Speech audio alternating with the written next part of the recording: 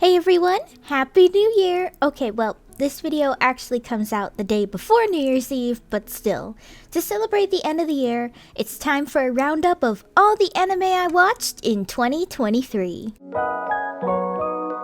Bit of a disclaimer that this video will include both new and old anime, as I'm always trying to chip away at the anime I should watch, as well as catching up on newer listings and all that, so just a warning here, as well as I can't show too much due to copyright, but anyway, let's get started. Trygun Stampede. I took forever to watch this one, I know, but I finally got around to it this year, as well as the original Trygun. I loved the animation and storytelling for this series, but gonna be honest, I did most of my praising in my Trygun vs Trygun Stampede video, so I highly recommend checking out that video for more in-depth praising. Oshi no Ko. I absolutely fell in love with this anime. I love stories about revenge and social commentary, so this was like the best of both worlds to me. Not to mention the art style is gorgeous, and it does one of my favorite things in character designs where characters have unique pupils. I mean, Ruby, and Aqua's star designs are just a metaphor, but I still love it. The only thing is that I don't think the social commentary was done super great. It's honest about how brutal and unfair both the acting, music, and idol industries are in Japan, but when it comes to tackling mental health, it wasn't exactly the best, especially with Akane's story arc, mainly because it is based heavily on a real-world situation, and I felt like it could have been handled with more tact rather than teetering on 13 Reasons writing. That and the English dub is awful, but that's just my opinion. Still, a fantastic anime with incredible music. Spy Family. Yes, I took this long to watch Spy Family, but hey, it's been a busy few years. Now, I did read the first 27-ish chapters of Spy Family before an anime was even announced, so this is like the first time ever where I actually read the manga first before the anime even came out. I will admit that I'm not crazy about it due to its repetitive plot, but this series is just adorable. It's really rare, at least to me in my experience at this point, to see an anime that focuses on a happy found family instead of crushing angst all the time or ending with Anya falling in love and marrying Floyd, because I do not want to live in the alternate universe where that happens.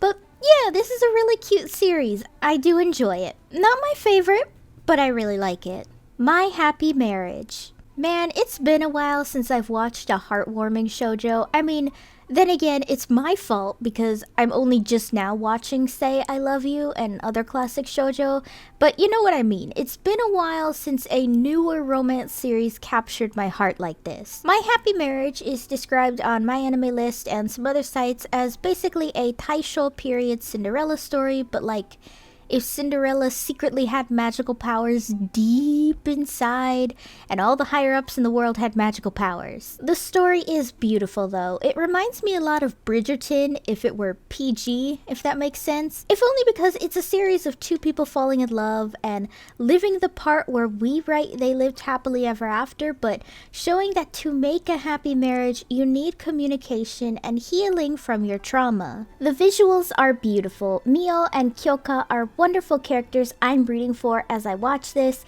and I just love seeing a one-on-one romance without rivals on either side, and just focusing on these two building what's going to be a very loving and happy marriage between them. Belladonna of Sadness. This was a movie I saw some video essay recommendations for on my YouTube page a while ago, and I was completely blown away by the gorgeous artwork for the film when seeing screenshots in the thumbnail, so I decided to go, why not, and check it out for myself.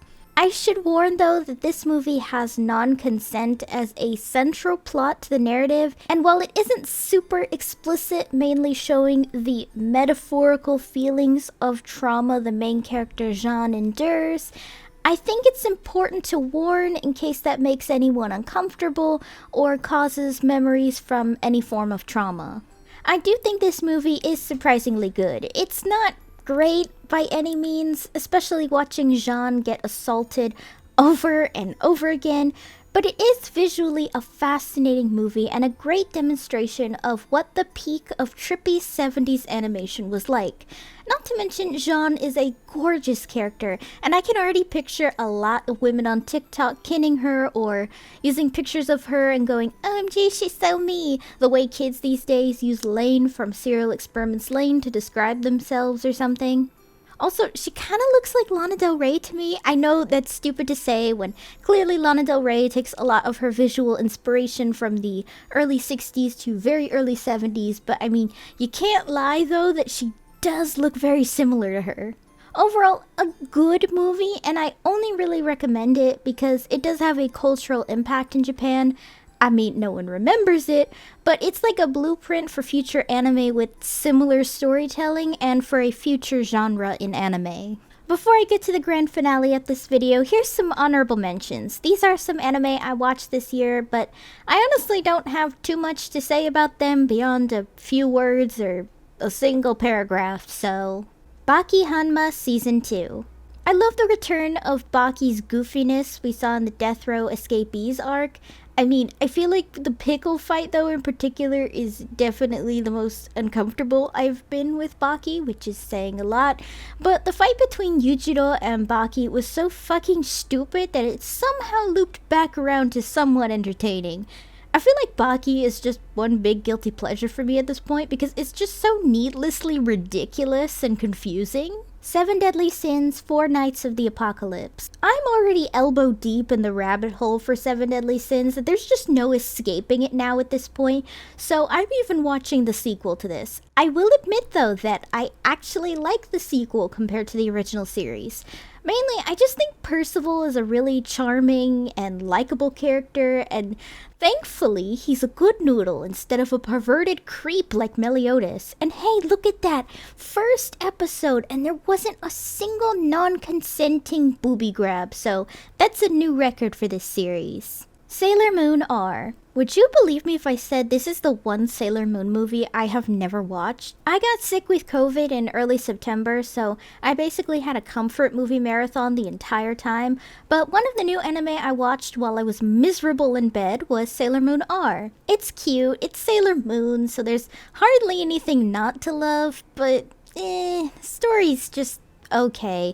Nice to see Mamoru get some development or his own little side story, but just wasn't a huge fan of it. My favorite part was definitely Usagi visiting Mamoru in the hospital when they were little unknowingly. That was just so precious and easily my favorite part of the film.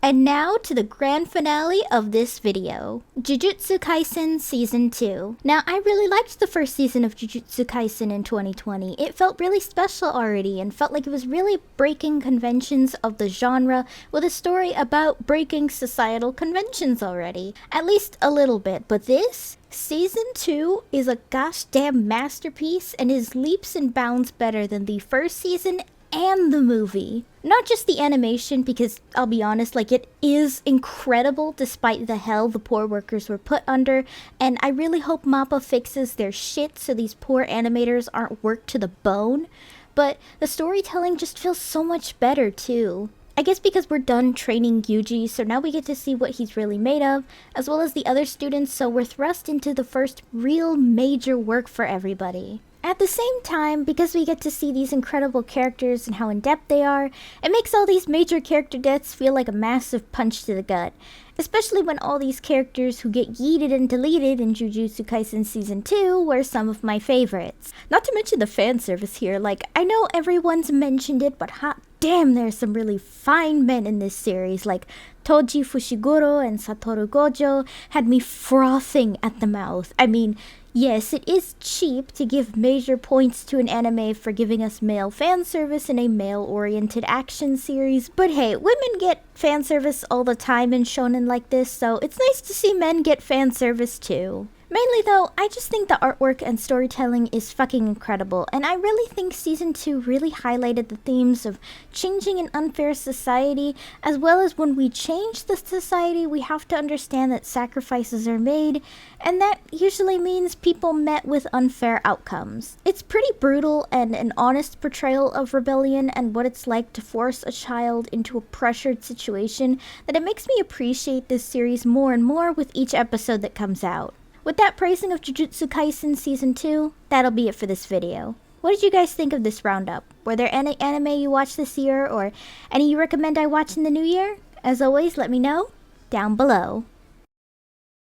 Hey guys, thanks for watching! If you liked the video, be sure to give it a thumbs up and consider subscribing if you're new. If any of you would like to help support my channel in any possible way, my Ko-fi page is down below in the description, along with all of my social media. For any subscribers, new or old, who'd like to help with video ideas, or maybe just want to talk about anime or something, I have a fan server linked down below. See you next time!